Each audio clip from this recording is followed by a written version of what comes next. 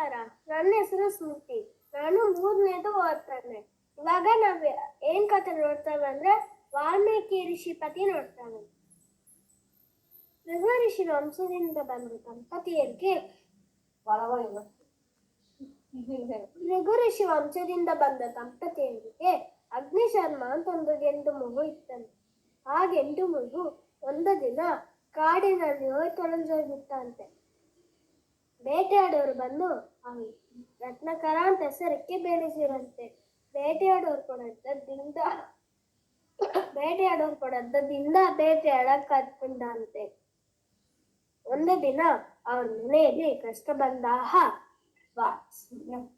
ಯಾಕೆ ಏನೇನಿದೆಯೋ ಕೊಟ್ಬಿಟ್ಟಿರ್ತಾರೆ. ಅವರು ಕೊಟ್ಬಿಟ್ರಂತೆ.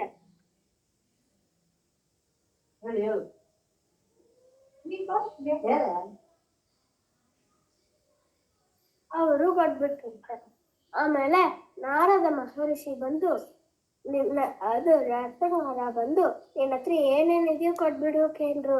ನನ್ನ ಹತ್ರ ಏನಪ್ಪ ಅದ ವೀಣವು ಕಮಂಡಲ ಊಟ ಅದ ಸರಿ ಇಂದ ತಗೊಂತ ಹೇಳಿ ಕೊಟ್ಬಿಡ್ತಾರೆ.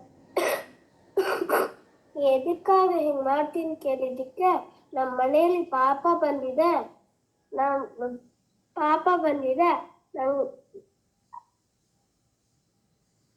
ನಂಗೆ ಕಷ್ಟ ಬಂದಿದೆ, ನಾನು ಸಾಲ್ವ್ ಮಾಡಕ್ ನೋಡ್ತೇನೆ ಅಂತ ಹೇಳ್ತಾರೆ. ನೀವು ತಪ್ಪು ಕೆಲಸ ಮಾಡಿದ್ದಿ, ನಿಂಗೆ ಪಾಪ ಬರುತ್ತೆ. ಆ ಪಾಪನ ಯಾರಾದ್ರು ಎತ್ಕೊಂತಾರೆ ಕೇಳು ಮನೆಯಲ್ಲಿ.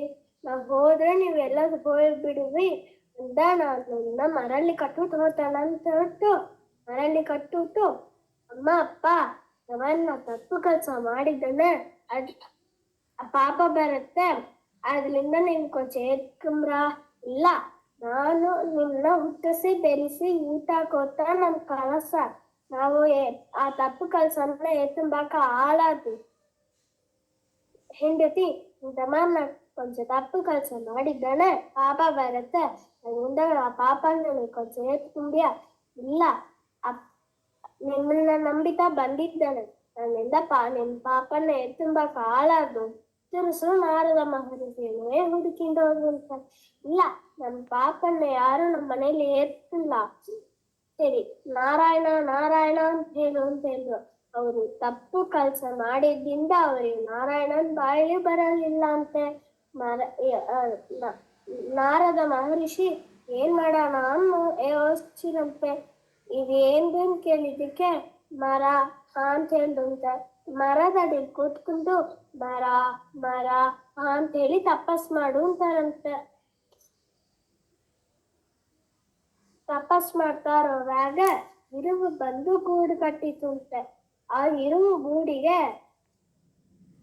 ವಾಲ್ಮೀಕ ಅಂತ ಹೆಸರಂತೆ. ಆ ಕೂಡಲಿಂದ ಹೊರ ಬಂದಿದ್ದಿಂದ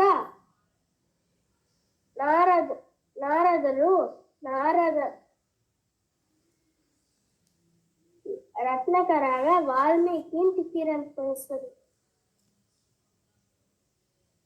ಥ್ಯಾಂಕ್ ಯು.